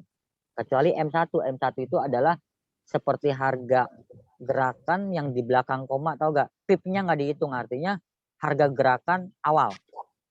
Ya, itu yang disebut namanya M1 adalah pembukaan harga di open posisi. Nah, cara menghitung PSR ini membutuhkan kategori khusus. Cara membacanya adalah M1, M5, M15 namanya TF koreksi. Kenapa disebut TF koreksi? Karena TF yang dotnya itu selalu berganti atau berpindah secara cepat atau singkat. Nggak terlalu lama lah ganti-ganti candle titiknya ini nggak terlalu lama pindah-pindahnya itu. Artinya disebut namanya TF koreksi. Nah, kalau saya menandakan garis-garis kuning ini adalah TF koreksi. Contohnya M15 ada di atas, dotnya di sini. M5 ada di bawah, dotnya di sini. M1 ada di bawah harga, artinya di sini. Ini yang disebut saya tandakan garis kuning ini adalah TF koreksi. Nah, TF koreksi itu yang tadi saya jelaskan adalah TF yang singkat dalam perpindahan dotnya. Nah, terus kita bahas lagi yang namanya M30, H1, H4 adalah TF target. Tahu gak TF target? Maksudnya TF tujuan. Tujuan harga yang pengen kemana. Contoh, kita lihat di sini, kita lihat H4, oh ada di bawah, ini dot target yang akan diuji nanti. H1, oh ini target yang akan diuji nanti. Nah, ini M30 pun juga akan yang diuji nanti. Artinya, ada 3 TF yang menjadi satu target tujuan harga sebagaimana untuk sebagai dasar kita sandaran menentukan kapan keluar. Kalau TF koreksi menentukan kapan kita masuk. Jadi syarat untuk melakukan aktivitas trading dalam PSR simpelnya kita hanya melihat dot-dot ini yang ada di belakang.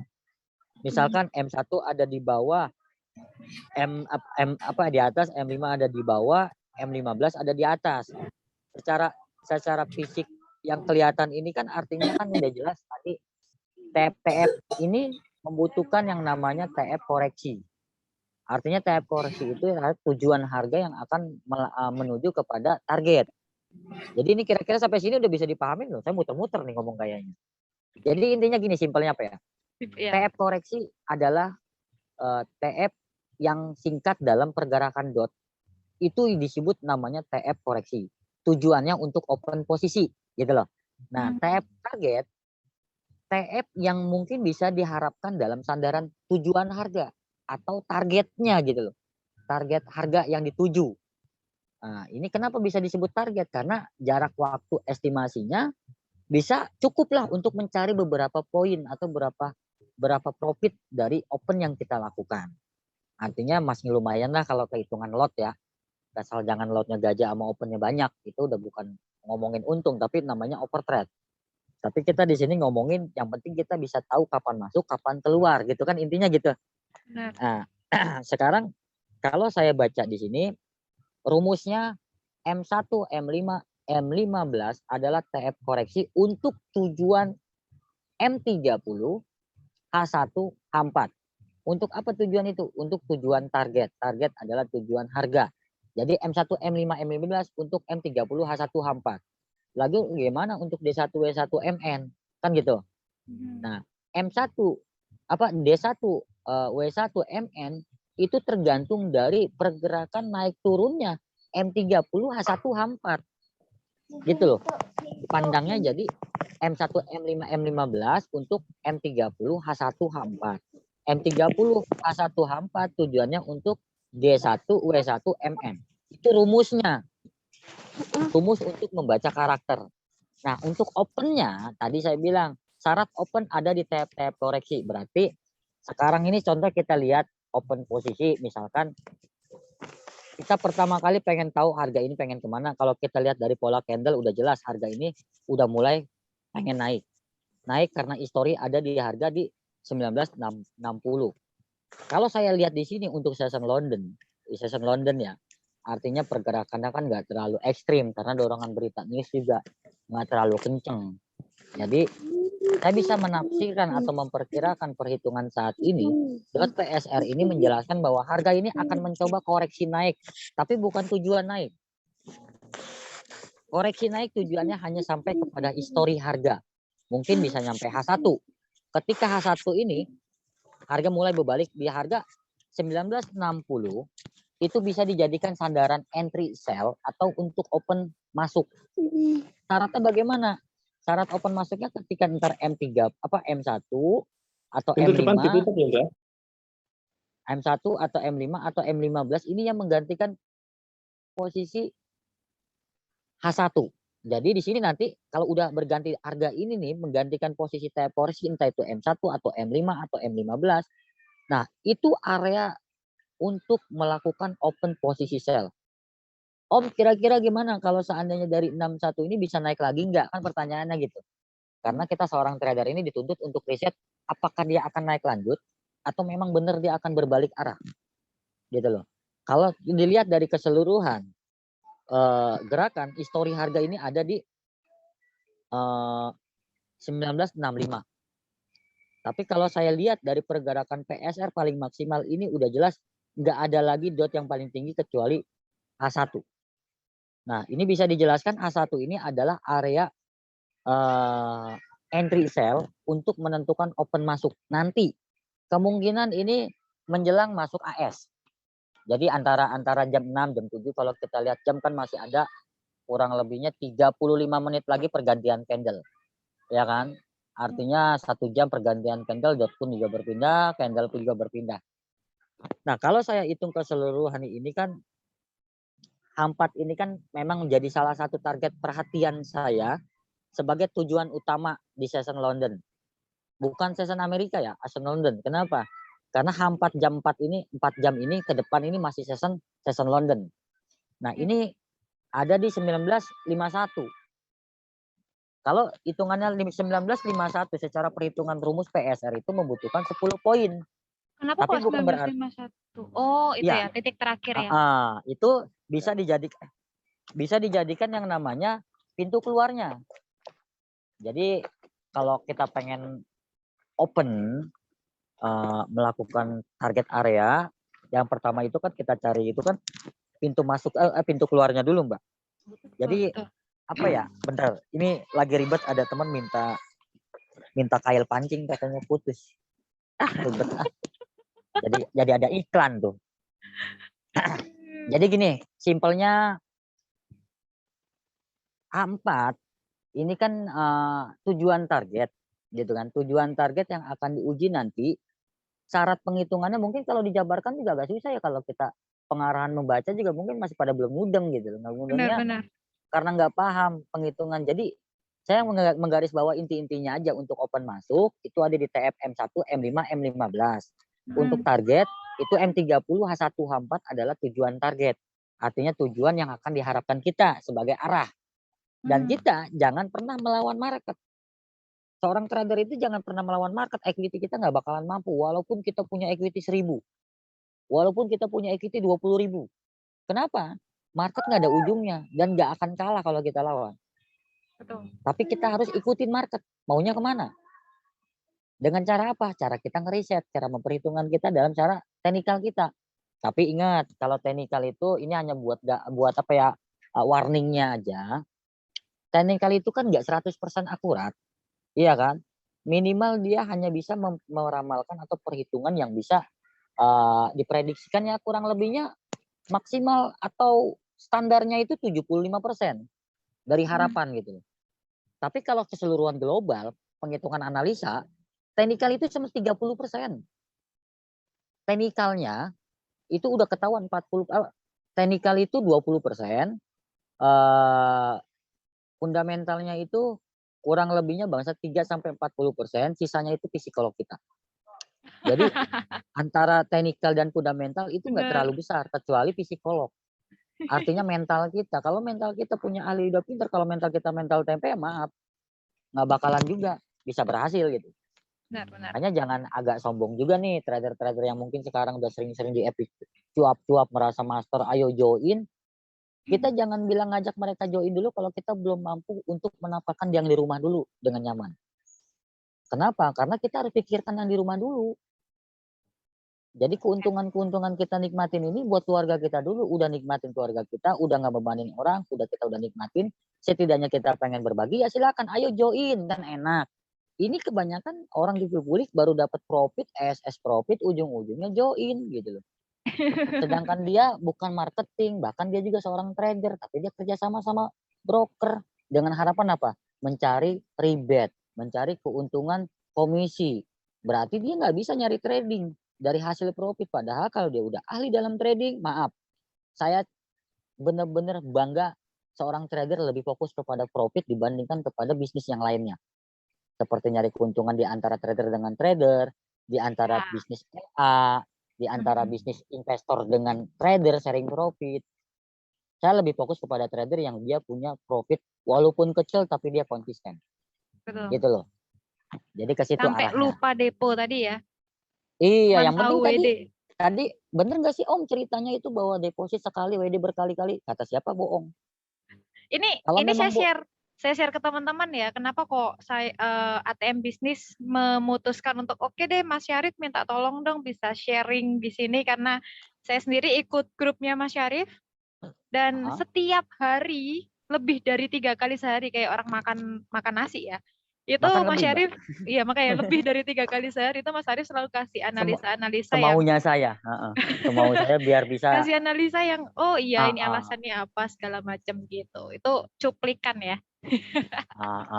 Jadi setidaknya yang udah di grup saya mungkin udah paham lah. Ya kan di sini juga kan saya ngundang orang-orang grup saya juga biar kenal juga, mungkin nggak sebagian orang juga kenal saya. Karena kalau yang dulu-dulu mungkin dari tahun-tahun 2017, 2016 bisa paham tuh. Siapa sih trader jadul pas ngelihat ngomongin .psr pasti nggak jauh itu pasti pernah masuk di grup saya dan pernah belajar sama saya. Nggak ada lagi ilmu .psr. Boleh dicek kemana-mana dari ujung Aceh sampai Sabang bahkan sampai Papua. Karena saya di sini rilis dari tahun 2006, Mbak. Kalau cerita ITS ya. ITS itu dibentuk dari komunitas trader Nusantara, terbentuklah menjadi trader mandiri, akhirnya masuk lagi ke Invest Trade Mas Syariah. Kenapa? Ganti logo yang namanya Invest Trade Syariah karena fokus kita sekarang lebih peduli kepada sosial kegiatannya. Saya ajak mereka untuk cari profit, ketika mereka udah profit, saya ajak mereka untuk belajar membantu orang-orang yang mungkin kurang di sekitar kita. Contoh Mbak Dini misalkan belajar dengan saya di grup saya, Mbak Dini punya akun terus dapat keuntungan, saya minta Mbak Dini juga harus bisa mengerti di lingkungan Mbak Dini banyak yang kekurangan, berikan pada mereka. Nah di sini saya ajarkan bagaimana mencari keuntungannya dan profitnya, kan gitu. Nah disinilah saya membuka peluang untuk teman-teman saya biar mereka ini sekaligus dari bisnis, kita pun kadang-kadang pebisnis lupa dengan hak orang lain. Paham gak yang disebut namanya hak orang lain? Jadi seorang pembisnis itu setiap keuntungan orang pembisnis ada 2,5% itu milik orang yang susah, orang yang membutuhkan atau anak yatim piatu. Ini kadang-kadang kita orang usaha ini lupa dengan hak itu gitu loh. Ya mungkin dari segi agama, apalagi yang di Islam ya, udah ada aturannya. Setiap apa yang kita dapat ada hak orang lain, kan udah jelas. Artinya kita makan tuh hak orang orang lain tuh dengan serakahnya kita karena ini merasa kita yang cari. Nah di sini kita akhirnya nggak berkah, nggak apa, rezekinya agak sedikit seret, ya kan? Karena apa ya? Karena kita nggak memikirkan orang lain. Benar. Sedangkan sadar tidak sadar ya kita mati diurusin orang gitu loh. Emang kita Oh, mati nggak diurusin orang. Nah, jadi saya di sini gini loh Mbak, misi dan visi kembali lagi ke grup komunitas saya, visi misi saya sebenarnya pengen melatih dan mendidik orang-orang trader ini menjadi trader mandiri. betul. Tapi pada tujuan utamanya saya ingin mengajak mereka ini kepada jiwa sosial, gitu loh. Jiwa sosialnya yang mungkin dari ketika dia udah ahli, udah bisa dapat profit, ya tolong bantu di sekitarnya gitu loh. Karena saya nggak mungkin harus datang misalkan Mbak di Surabaya, saya harus datang ke Surabaya dengan profit saya bagi-bagi donatur ke sana. Iya kan? Nggak perlu gitu. Lebih baik saya ajarkan orang-orang di sana, apalagi di bidang ini sebagai seorang trader dan dia bisa nyari profit, selanjutnya saya hanya bisa titip, ilmu ini nggak bayar. Saya hanya bisa titip. Ingat sama orang yang di sekitar Anda, di lingkungan Anda itu susah. Terutama keluarga dulu senengin. Betul. Orang Mas tua Arif, baru ke sana gitu. betul. Setuju. Mas Arif, ini jujur aja Nah, kalau ngelihat, ini kan saya belum pernah sama sekali ngelihat teknik ini karena juga sebelumnya heeh. nggak ngikutin ya. Saya pribadi juga jadi penonton yang baik aja ya biasanya Ya, ya. heeh, Nah, artinya saya setidaknya pertama lama-lama paham lah nanti Kak. Nah, pertama kali ngelihat ini saya jujur aja masih merasa bingung. Ini gimana sih? Kenapa kok time frame seperti ini? Kenapa kok time frame koreksi dan lain sebagainya? Pastinya kita butuh masuk market, maksudnya untuk memutuskan itu learning by doing ya. Saya potong Mhm, sebentar Mas Syarif, karena ini kita ya. juga udah masuk di kisaran 5:30 mau kepotong untuk ibadah juga kan ya habis ini ya maghriban ya. Iya, heeh, Dan entar kita lab trade-nya kita akan coba kok. nah, nanti mungkin nih teman-teman yang lihat acara ini, baik secara live di Zoom ini, ataupun mungkin di YouTube, atau Instagram, atau Facebook, masih bingung itu kenapa ya, itu gimana ya cara masuknya, apa segala macem, misalnya kayak gitu, nggak masalah, Mhm, tetap aja simpan dulu catatannya, Cuman mungkin saya mau minta Mas Syarif untuk ngasih tahu dulu kali. Oh ya, apa sorry. tuh? Sebelumnya saya kasih informasi dulu bahwa ini akan sesi sharing dan nanti di jam 8 malam, jam 20.00 dengan link yang sama, kita bakalan balik untuk live trading. Sekali lagi kita live Lab trade, trading langsung. heeh, lab Langsung. trade. Mas Syarif bakalan langsung kasih tahu alasan Open-nya kenapa masuk bagaimana? market, Heeh. betul, opennya bagaimana, Open-nya di gimana, mana, keluarnya bagaimana, terus menghadapi betul. secara perhitungan Nah, teknikal dan digabungkan dengan fundamental. betul. Nah, untuk itu Mas Arif pasti teman-teman di sini butuh tahu apa custom dari setiap indikator yang Mas Arif pakai tadi selain yang Heeh. parabolic SAR ya. Ya, Bisa nanti saya buka di-share begini aja nih, mungkin bisa boleh. dicatat langsung ya. Ini Ya, parabolic SAR ini saya pakai settingan di 0,03, maksimum buat ininya 20.0. Tujuannya untuk settingan khusus di periode per 20. Jadi maksimal 20 poin itu untuk ke depan targetnya itu kita berharap kepada D1, W1, MN. Karena menghitung market nggak nyampe semen di M1 M30 A1 H4 gitu ya, loh. Karena kadang-kadang kita membutuhkan target maksimal. Nah, betul. kenapa ada maksimumnya? Maksimum itu 20 poin gitu loh. Nah, 3 Betul. langkah ini per 3 candle. Biasanya kita udah mulai ada yang namanya pergerakan yang akan kita hitung. Mhm, Intinya settingan ini ada maksud lah gitu. mhm. Paham kan? Kemudian yang lain, Nah, terus saya pakai Bollinger Band. Bollinger Band itu saya pakai khusus karena ini settingan berdampingan sama PSR. Bukan Bollinger Band yang dipakai dengan orang-orang yang sekarang ini. Gitu mhm, loh. Atau dengan standar standar Bollinger Band. Enggak, kita punya settingan khusus juga yang bisa didampingin periode-periodenya. Kenapa saya pakai ini? Bollinger Band ini untuk membantu saya dalam ketika PSR tidak menemukan resisten atau support, disinilah Bollinger Band berperan. Jadi mhm. menentukan di mana letak resisten dan spotnya dengan Sepertinya. batasan periode 10 periode. Periode 10-nya itu udah jelas mendampingi dari MA gitu loh. Mhm. Gitu loh. Karena dalam dalam MA ini udah jelas kita pakai 10 20 gitu. Ya. Nah, Nah, gitu. Jadi kemudian, main-main jangka panjangnya, jangka pendeknya kita lihat nanti. Jadi ya. nggak ada yang namanya trader scalping atau trading swing gitu kan. Kita Mhm. trader ya kalau memangnya mau swing, swing, mau Shelving jangan malu, Iya, karena benar. yang penting hasilnya profit gitu. Nah, terus Kemudian? saya pakai lagi MA kombinasi itu MA20. MA20 itu tadi saya bilang tujuannya tadi untuk melihat tren. Jadi yang dibilang open dan close ini maksudnya biar ada terbentuk namanya silangan antara open dan close. Ini MA yang 20 open, Aplikasikan untuk ini open. ini MA yang 20 close. Artinya tutup. Ya kan, Oke. buka tutup. Nah, antara penyilangan antara MA. MA ini kan sebenarnya fungsinya itu membuat melihat antara tren dari candle, ya kan? Tapi di sini saya untuk menemani PSR dia membutuhkan persilangan. Jadi ada MA 20 antara open dan close. Jadi tujuannya persilangan itu untuk tanda bahwa harga ini akan terbang atau enggak trennya. Atau trennya hanya biasa-biasa aja dan akan berbalik lagi gitu loh. Ini MA-nya. Nah, kalau RSI-nya saya pakai 10. 10 periode sesuai dengan MA yang ada di Bollinger Band. Karena Bollinger Band itu tengah-tengahnya MA ya, bukan Bollinger Band. Ya. Tapi Bollinger Band itu tengah-tengahnya yang jelas MA karena kombinasi antara stok KOC sama MA atau apa gitu saya lupa. Yang jelas Bollinger Band itu ada peranan dari MA. Yang garis tengah itu adalah Dengan MA. level 10, 25, Levelnya 50, 75, 90. Nah, levelnya ini tujuannya untuk ngelihat oversold-nya atau overbought-nya, kapan open buy-nya, kapan open sell-nya untuk membantu ketika PSR ini tidak menemukan celah. Jadi ada konfirmasi dari RSI indeksnya seller dan buyer gitu loh. Jadi sellernya udah jenuh apa belum nih? Atau bayarnya udah jenuh apa belum? Gitu loh. Nah, ini settingan dari RSI dan CCI tadi udah jelas tujuannya memang buat indeks dari objek. Bukan ngomongin emas doang ya, tapi kita ngomongin objek. Kebetulan komoditi ini memang membicarakan tentang yang namanya emas. Jadi di sini bisa diterangkan bahwa periode 20 ini kita ngomongin maksimal. Yang disebut yang namanya harga emas ini nih yang peminatnya banyak nggak gitu loh. Antara seller atau buyer, bukan ngomongin nilai jual nilai belinya. Makanya kadang-kadang CCI sama RSI itu berbeda gerakannya. Tapi dia akan kelihatan. Berbalik lagi nggak, misalnya RSI tengah-tengah, CCI udah ke bawah, ke oversold atau ke overbought. Dia akan balik lagi, Mbak. Itu ditolong oleh RSI dan CCI. Ini fungsi-fungsinya yang udah saya jabarkan. Tapi indikator yang saya pakai semua ini berfungsi. Tapi diperankan oleh utama dari parabolik SAR. Gitu. Makanya ini tadi nih kenapa kalau seandainya naik memang di H1 bisa open sell. Nah, ketika dia pengen menguji H4 ini boleh open buy. Kenapa? Karena ketika open H4 di sini contohnya kan kita analisis sesaat nih. Dia kan akan larikan nanti kan ke 65, ya kan? Kalau di 65, kalau dia memang turun, ini mentoknya pasti area kalau memang dia kuat lebih naik lagi nanti, ini ada di 51.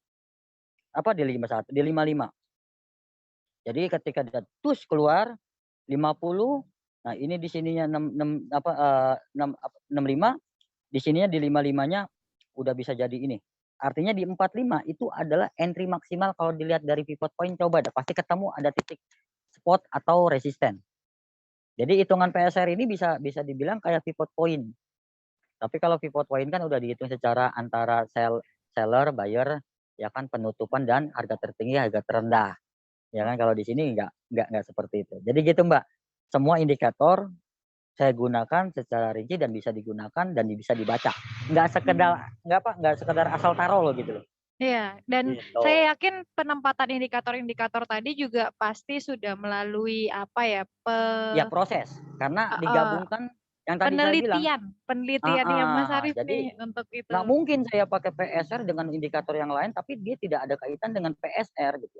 Kenapa? Betul. Karena bukan jodohnya. Tapi banyak yang di grup saya, ketika dia pakai stok koci, terus dia belajar PSR, tiba-tiba dia ngejapri saya, Bang, ternyata pakai PSR ini yang tadi saya nggak nemuin entry, jadi ketemu entry-nya. Di mana entry? Tadinya saya nggak temu entry-nya. Saya taunya hanya batasan di sini, ntar di sini. Ini lebih sempurna, Bang. Boleh gak Bang PSR digabungkan dengan stok koci saya? Silakan, kan saya bilang. Karena dalam teknikal itu mempunyai segi peranannya masing-masing. Saya kan ini gitu loh. Tapi kalau belajar ya, ketika belajar kita udah ini ya, entah kalau udah bisa mengerti ya tinggal digabungkan aja apa yang kita bisa. Gitu. Nggak harus diharuskan harus pakai indikator yang saya pakai semua. Jadi disesuaikan aja lah, Mbak. Karena Iya, benar. jangan sampai ada tekanan. Yang penting intinya cari yang paling mudah. Betul. Cari yang paling mudah dan agar tidak tertinggal dengan harga yang bergerak. kalau kita lama-lama analisa ujung-ujungnya ntar kita harga udah kemana, kita baru ngitung kemana. Mana Akhirnya betul. opennya salah. Kejebak ketika open salah akhirnya ke buy. Gitu. Oke. Paham? Sip, Mas. Ya insya Allah Mas nanti Arif. mungkin jam 8 ya kita coba live.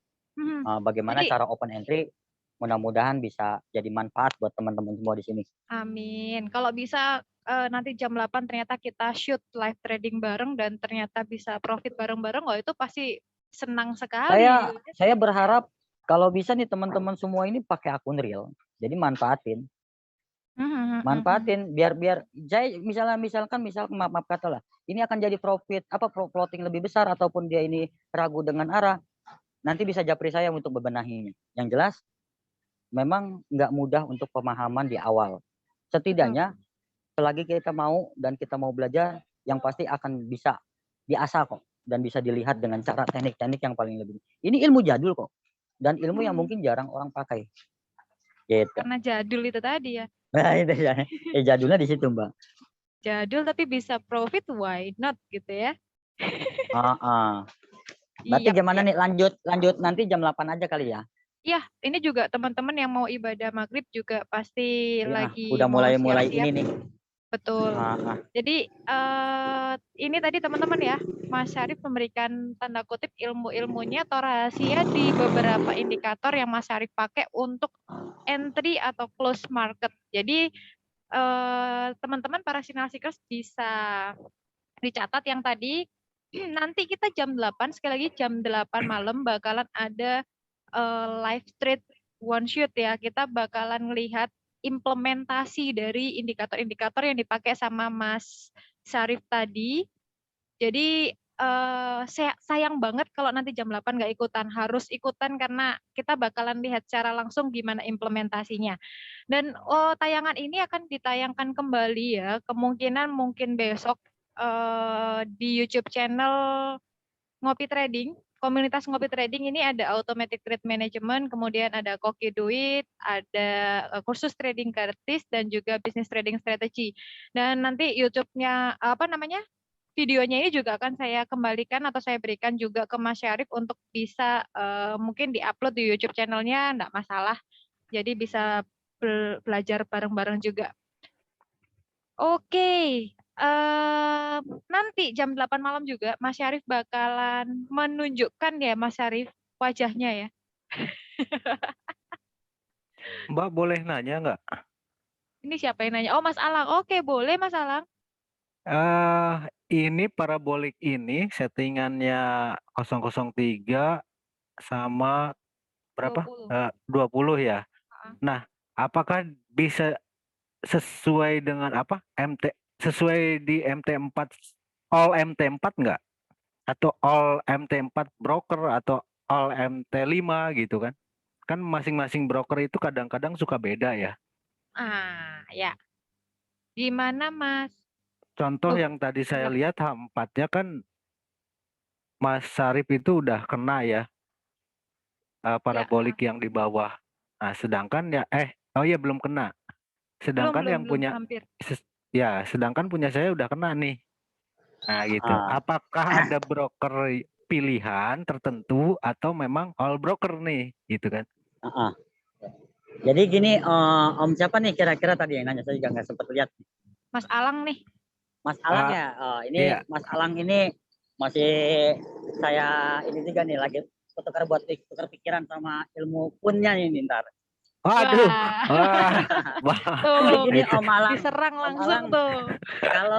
Kalau buat masalah broker sebenarnya gini kan, kita kan pakai broker ini kan memang udah pilihan saya yang cari keamanan dari segi keamanan dan bahkan dari segi tingkat kenyamanan sebagai seorang trader kan gitu, biar bisa WD, bisa deposit, gak ribet dalam sistem payment ataupun dalam segi teknis dari segi brokernya yang disebut namanya pergerakan spread, ya kan? Nah ini berkaitan sama Om Alang ini ngomongin masalah, Bang kan broker kita beda-beda, dot pasti berbeda, ya. Kenapa? Karena spread itu berbeda, harga letak itu berbeda. Nah bukan berarti ketika Om Alang pakai broker A, saya pakai broker B, itu nggak bisa digunakan, enggak. Om Alang ikutin aja status gerakan yang ada di broker Om Alang. Kenapa? Karena dia disesuaikan dengan selisih sama gerakan yang disebut, entah itu ada bagian komisi, kan itu jadi satu juga mas selisih. Jadi udah terhitung, nggak usah ragu dengan apa yang punya saya pakai. Tapi kalau mau belajar, biasanya saya menyarankan sama teman-teman satu broker dulu tujuannya. Kenapa? Biar belajar dulu. Tak kalau udah alis terserah mau pakai broker apa, mau gunakan broker apa. Yang penting hati-hati broker ini kalau kita nggak teliti ya ujung-ujungnya kita akan ditipu oleh broker gitu loh. Jadi pertanyaan Mas Alang ini kalau menurut saya kalau buat belajar sebenarnya ya kita harus menggunakan broker yang sama. Biar apa harganya sesuai. Karena kalau bukunya beda kita pakai bahasa Indonesia, Mas Alang pakai bahasa Inggris kan nggak nyambung. Kan gitu Ya, Mas. kalau Namanya mungkin belajar.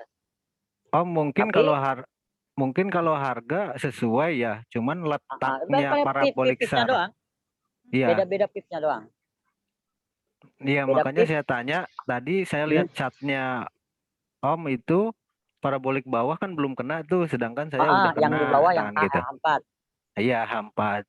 Nah, itu apakah Berpengaruh sama berpengaruh entry. apa tidak gitu kan? Iya. Karena Sebenarnya entry-nya ya tadi saya bilang kalau itu berpengaruh penghitungan kalau di broker saya kenapa belum selesai karena itu menunggu konfirmasi. Karena setiap broker dibedakan dari selisih. Nah, cara untuk menerapkan analisanya bagaimana? Ya kalau di saya kita masih menunggu konfirmasi H4. Tapi kalau Om Alang kalau bisa ya kalau memang udah pindah itu menjadi satu acuan bahwa targetnya itu udah pindah ke atas. Kenapa? Ya karena itu udah perhitungan selisih dari splitnya di situ. Gitu Berarti intinya ini saya ringkas sebenarnya bisa dipakai di semua broker. Semua broker sama aja. Namun yang penting dibiasakan ya, masa dibiasakan dengan perhitungannya. Betul, masa eksekusinya bisa berbeda-beda tergantung konfirmasi dari perbedaan itu tadi. Gitu Nanti ya. nunggu beres dulu. komisi pips ya. Oke. Ya. Terima kasih Om Sarip. Bisa nunggu beresnya. Thank you Mas Alang. Iya, terima kasih. Ya, nanti sama-sama Om Alang. Om. Iya. Kita di sini biar sama-sama tukar pikiran nggak belajar. Siap. Sip. Jadi nanti kita bakalan lihat implementasinya bagaimana secara mungkin nanti jam 8 lah bisa lebih rinci ya. Betul. Untuk pemahamannya Mbak Dini ya, biar bisa dan agak pun ngerti toh juga misalnya teman-teman nanti merasa, oh ini aku kurang nih, aku pengen belajar lebih lanjut lagi, bisa kok. Mas Arif juga membuka free ya untuk forum diskusi di grup WA yang ada dan nanti bisa koordinasi lah gimana untuk menghubungi Mas Syarif. Kalau saya punya nomornya, kalau teman-teman yang nggak punya nomornya bisa tanya ke saya. Nanti saya dapat bisa dilanjutin gimana lah. Gimana enaknya aja lah diatur. Kalau saya sih menyarankan memang sama teman-teman biar bisa yang deket-deket mendingan main ke rumah sambil ngopi sambil belajar. Itu lebih nangkep, lebih cepat. Karena penerapan secara online kayak begini ini kan miskomunikasi. Ada mungkin pembahasan-pembahasan yang kurang kita pahami gitu. Tapi kalau udah langsung ketemu seperti orang-orang yang sampai datang dari Medan, dari Kalimantan, bahkan dari Surabaya lagi ini pernah ada yang datang kemari sama 5 hari di sini kan.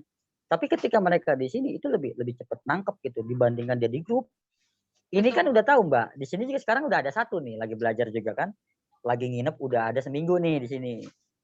Nah, tadi Mbak nanya ada yang dekat gak dengan Mas Arif? Nah, ya kebetulan memang dia di rumah saya gitu. Iya, lagi belajar gitu.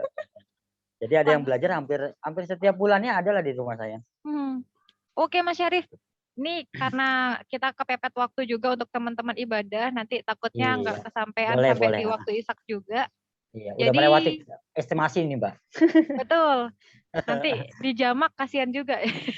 Kasihan, kita bakalan balik lagi sekali lagi teman-teman jam 8 dan sebenarnya ini ada satu slot kolom khusus dari teman-teman MIFX yang akan mengadakan kompetisi demo account. Nanti Pak Gung juga akan jelaskan, kita ketemu di jam 8 malam ya. Saya akan tutup dulu untuk acara sore hari ini. Kita ketemu lagi start tepat ya Mas Arif juga dan teman-teman ya di jam 20.00 waktu Indonesia Barat atau jam 8 malam. Terima kasih buat teman-teman semua. Ya, Bu, ya? Iya, kita jeda dulu, nanti di link yang sama kita akan ketemu di jam 8 malam. Iya Mbak Stefani. Sesi 2-nya untuk apa namanya? Kan nanti kan berlive sesi 2 buat itu Bu. Teorinya. Ini sudah Bersambung. teori, Mbak. Nanti sesi 2 live trade-nya ya. Enggak, yang bersambung. Teorinya masih bersambung, kan belum selesai. Sudah, Mbak. Ini nanti sesi 2 langsung live trade-nya. Nanti kalau perihal masalah bersambung atau kita ada sesi lagi yang lain akan diumumkan berikutnya. Berarti Begitu teorinya ya. udah selesai ya, nggak ada. Sementara nggak ini ada sudah sesi dua. selesai dulu. Nanti di sesi 2 jam 8 kita bakal sama-sama live trade. Plus ya mungkin kalau ada pertanyaan-pertanyaan bisa disampaikan di jam 8. Gitu. Oh, berarti sesi 2-nya itu live trade aja. Ya, fokusnya ke live trade. Oh, berarti teorinya nggak ada sesi 2-nya ya? Ya, nanti dilihat ya Mbak Stefani. Kita bakalan ada tambahan atau enggak. Yang jelas yang sesi kedua kita akan live trade untuk implementasi ilmunya Mas Sarif. Gitu. Oke, terima kasih untuk semuanya. Kita ketemu lagi di jam 8 malam. Saya Giandini dari Automatic Trade Management dan juga teman-teman dari Warung Kopi Trading. Enak kopinya, mantap tradingnya. Sampai ketemu jam 8. Bye-bye. Oke.